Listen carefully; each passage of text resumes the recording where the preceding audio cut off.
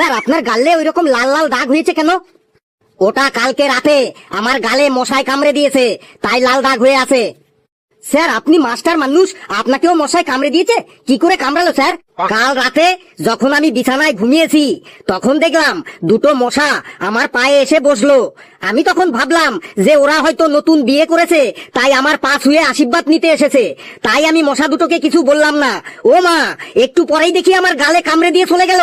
Sir আমাকে রাতে ঘুমানোর সময় একটা মশাও আমাকে কামড়াতে পারে না। তাহলে তুই নিশ্চয়ই মশারি টানিয়ে ঘুমাস, তাই তোকে মশা কামড়াতে পারে না। না স্যার, আমি মশারিও টানাই না। তাহলে তুই কি ফর্মুলা ইউজ করিস যে তোকে মশায় কামড়ায় না? স্যার আমি প্রতিদিন রাতে ঘুমানোর সময় আমার কানের পাশে যখন মশা এসে ভন ভন করে, তখন আমি ওদের মধ্যে একটা মশাকে ধরে মেরে ফেলি।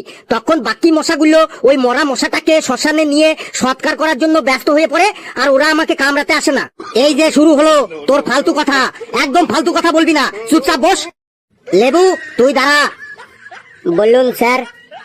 তুই বল, সকাল সকাল ঘুম থেকে উঠে হাঁটাচলা করা ও ঘুরে বেড়ানোর উপকারিতাগুলো কি কি? স্যার আমি কোনোদিনও সকাল সকাল ঘুম থেকে উঠে ঘুরে বেড়াই না বটে। কেন তুই সকালে উঠে ঘুরে বেড়াস না কেন? স্যার পৃথিবী তো যখন নিজেই ঘুরছে, তখন আমি আর শুধু শুধু কষ্ট করে ঘুরে বেড়াতে যাব কেন? তোর চুলগুলো কিন্তু সত্যি সত্যি এবার আমি সাদা করে দেব। তুই দুহাত তুলে দাঁড়া।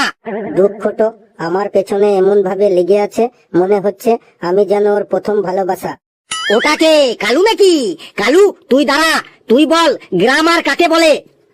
স্যার যারা গ্রামে বাস করে তাদের গ্রামার বলে। কি বললি? যারা গ্রামে বাস করে তাদের গ্রামার বলে? তোকে আজ আমি এই গ্রাম ছাড়া করবো। তুইও দুই হাত তুলে দাঁড়া।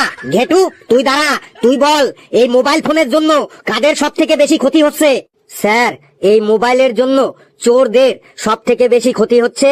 কেন মোবাইলের জন্য চোরদের সব থেকে বেশি ক্ষতি হচ্ছে কেন?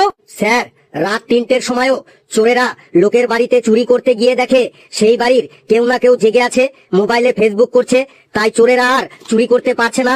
তাই এই মোবাইলের জন্য চোরেদের সব থেকে বেশি ক্ষতি হচ্ছে। কি সাংঘাতিক অ্যান্সার রে বাবা, মেরে তোর পোকা দাঁত আমি আজ ফেলে দেবো। তুইও দুই হাত তুলে দাঁড়া।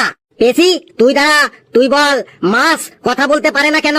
স্যার আপনি যদি জলের তলায় ডুবে থাকেন তাহলে আপনি কথা বলতে পারবেন? স্যার মাছরা তো সবসময় জলের তলায় ডুবে থাকে, তাই কথা বলতে পারে না। বাপ রে বাপ, তোরা তো দেখছি এক একটা সব গুপি যন্ত্র।